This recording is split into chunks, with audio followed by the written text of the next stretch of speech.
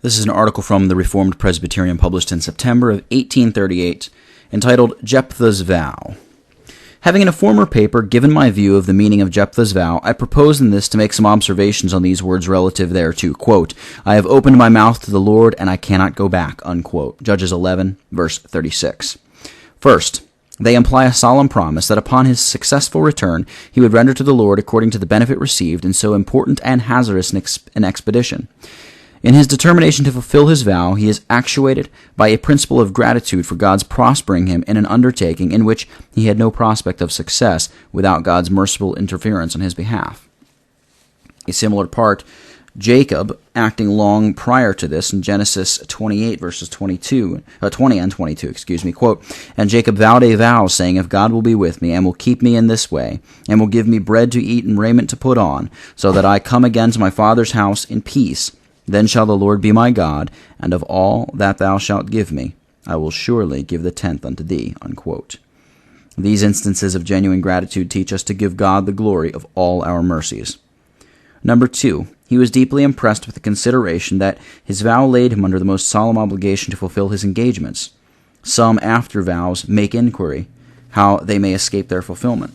Not so, pious Jephthah. He had opened his mouth to God, and he would not go back, though the accomplishment of his vow must unavoidably produce him in his painful feelings.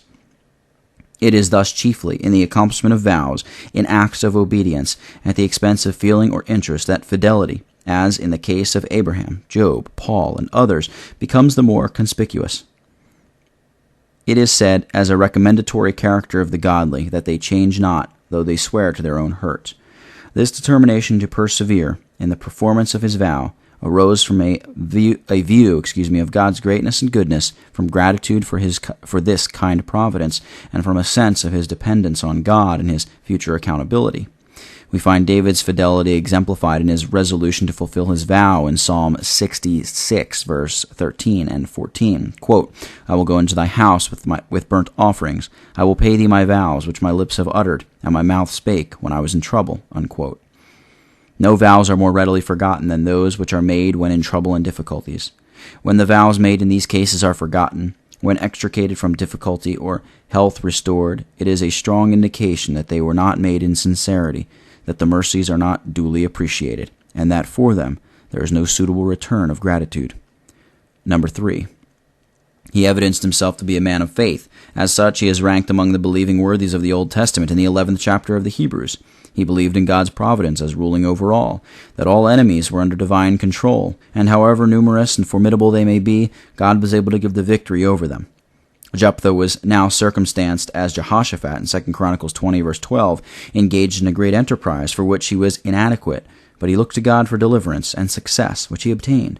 As in the case also of David in encountering Goliath, his dependence was upon God alone, who had before delivered him from the paws of the lion and the bear. And Elisha in 2 Kings verse 6, when beset by the Syrian host, said, They that are for us are more than that be with them. In like manner, Gideon, with his 300 men, discomfited an innumerable multitude. And why? Because God was with him. The battle is not to the strong, nor the race to the swift. It is easy for the Lord of hosts to conquer the greatest forces by the most unlikely means. This was remarkably shown when Israel fought with the Amalekites, when Moses held up his hands in token of faith in God. Still more so when the tribes of Israel fought under Joshua and conquered hosts far superior to themselves. And why? Because God was with them. It was so now when Israel under Jephthah fought with the children of Ammon and conquered them, because they trusted in the Lord of hosts, who is strong in battle. Number 4, Jephthah, in the fulfillment of his vow, intended by the expression, quote, I have opened my mouth to the Lord, unquote, to give God the glory of his victory. For it is said in verse 32, quote, And the Lord delivered them into his hands, unquote. Of this he had a grateful sense, and cheerfully acknowledged the kind interference of divine providence in his behalf. We find the same principle acted upon in Psalm 44, verses 4 and 7, quote, Thou art my king, O God, command deliverances for Jacob. Through thee will we push down our enemies, through thy name will we tread them under, that rise up against us. For I will not trust in my bow, neither shall my sword save me, but thou hast saved us from our enemies, and hast put them to shame that hated us, unquote. The following passages are also a happy illustration of the same gracious principle. Psalm 3, and Psalm 27, verse 6, and Psalm 46, verses 6 and 11, and Psalm 68, verses 5 and 14, and Psalm 124. God who is for his people is more than all that are or can be against them. They therefore triumphantly say, quote, "If God be for us, who can be against us?"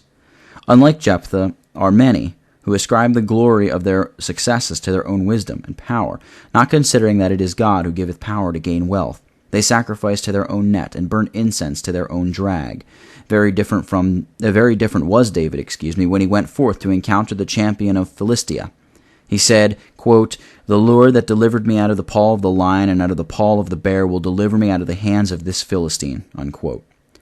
Number 5, he viewed the breach of covenant as an evil of great magnitude. Quote, "I cannot go back," unquote. That is, I must not on any account omit to fulfill my engagements, whatever privations and difficulties attend it. He is deeply impressed with a sense of duty, with a sense also of the sin of negligence. Not to fulfill the vow is to deal falsely with God. Better not to vow than to vow and not pay, says Solomon. When thou vowest a vow unto God, defer not to pay it, for he hath no pleasure in fools. Pay that which thou hast vowed, unquote. Many vows are entered into, which are never fulfilled.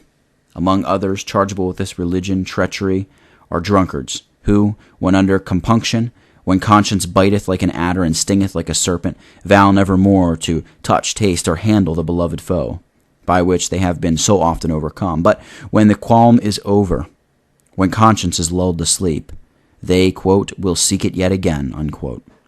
Rarely do any such say, like pious Jephthah, "I have opened my mouth to God, and I cannot go back."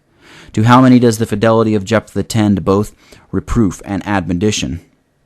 Chiefly to parents, who at baptism, and that repeatedly, have vowed to God to bring up their children in the nurture and admonition of the Lord, in the knowledge of doctrinal truth and church principles, and yet are chargeable with the most culpable neglect, as if vowing were only a matter of form to obtain privileges, which conduct I consider nothing better than mocking God and deceiving their own souls. The same criminality attaches to many in respect of family worship and other duties which they solemnly engage to observe, but their partial observance, if not total negligence, shows that their vows were not sincere, and most generally, those who neglect the worship of God neglect the religious education of their children, and those who neglect the latter are guilty of similar neglect in the former.